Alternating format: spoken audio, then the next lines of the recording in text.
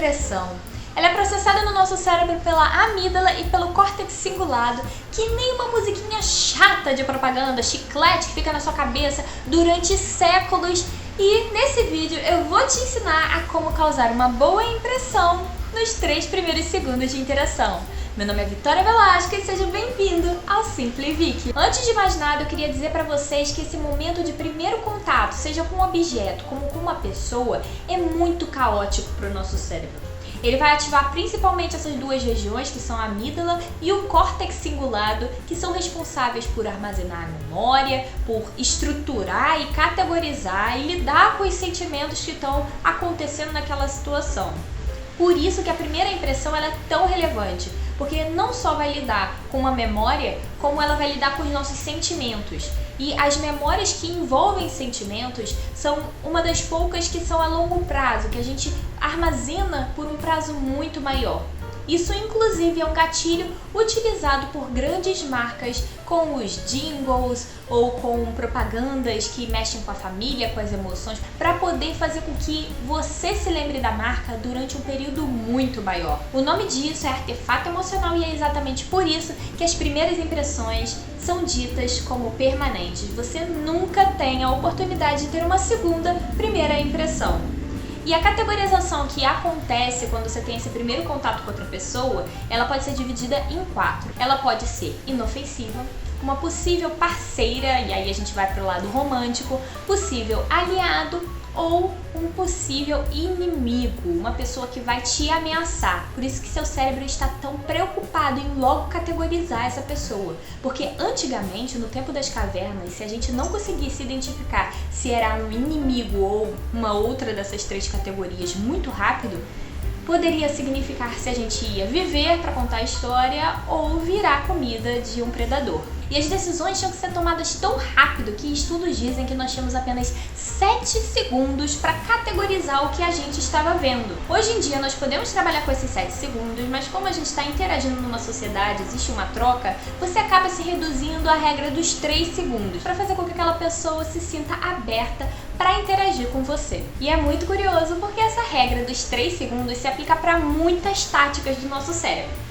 Você tem 3 segundos para escutar o que a outra pessoa está falando, pensar numa resposta boa e interagir sem parecer desesperado, sem parecer afobado. E para conseguir realmente processar o que aquela pessoa estava dizendo, você tem 3 segundos para olhar nos olhos de uma pessoa, desviar e voltar a olhar para que ela não se sinta incomodada. E você tem 3 segundos para causar uma boa impressão. Agora eu quero saber de vocês se eu causei uma boa primeira impressão nesse vídeo. Então, apenas se sim, se inscreve aqui no canal para ficar a par de todos os vídeos maravilhosos que eu ainda tenho para trazer para vocês. Então agora eu vou destrinchar umas dicas para vocês causarem uma boa primeira impressão se baseando na ciência comportamental. Nessas situações, o seu comportamento não verbal vai falar muito mais do que você vai falar, até porque você tem 3 segundos, não tem muito que você possa dizer.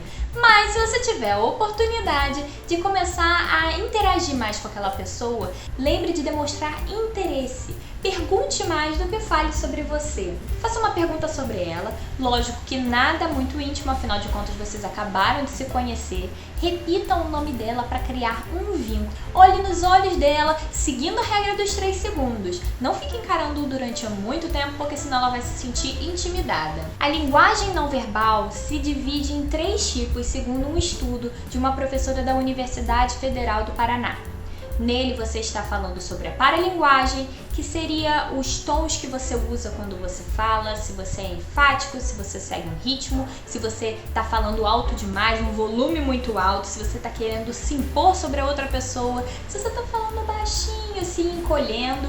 Tudo isso é uma linguagem não verbal, mas que chega quando você começa a se apresentar. Temos o movimento corporal. É sempre uma boa pedida você chegar numa pessoa sorrindo, alegre, mas se você não estiver com um sorriso genuíno, então é melhor você nem tentar, porque as pessoas conseguem captar muito rápido quando uma pessoa está forçando um sorriso, e aí parece que você não é uma pessoa confiável, parece que você está tentando manipular a outra pessoa, então é melhor você nem sorrir. Se mantenha com uma feição neutra, também não precisa ficar emborrado porque isso vai causar um mal-estar. Se mantenha com uma postura aberta, ampla, se coloque naquele ambiente. Além de demonstrar que você está seguro naquele estado, que você é confiante, você está deixando sua região vulnerável para outra pessoa. Então você não enxerga a outra pessoa como uma ameaça, mas que você também não é uma ameaça, mas é seguro de si e sabe onde você se coloca, se encaixa naquela relação. Então, crie movimentos amplos, esteja aberto, direcione-se para a pessoa, esteja de frente para aquela pessoa. A não ser que vocês estejam sentados, não é inclinado assim, mas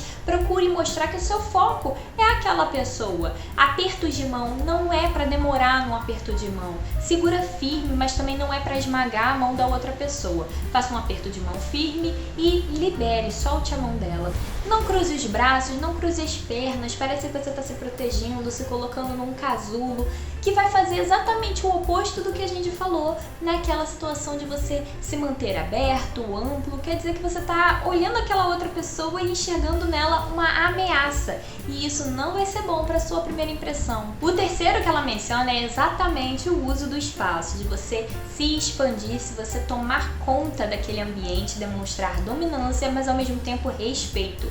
Então ela menciona em manter uma distância saudável da outra pessoa para que ela se sinta confortável na sua presença, para você também não se impor demais. E pesquisando, estudando mais sobre o assunto, eu descobri que as pessoas também estão focadas na sua roupa.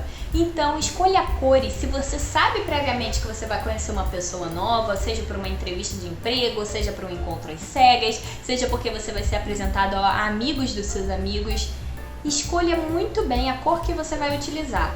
Lógico que tem que ser uma cor que te valoriza, mas a psicologia das cores pode fazer com que aquela pessoa que você está sendo apresentada te enxergue de uma determinada forma.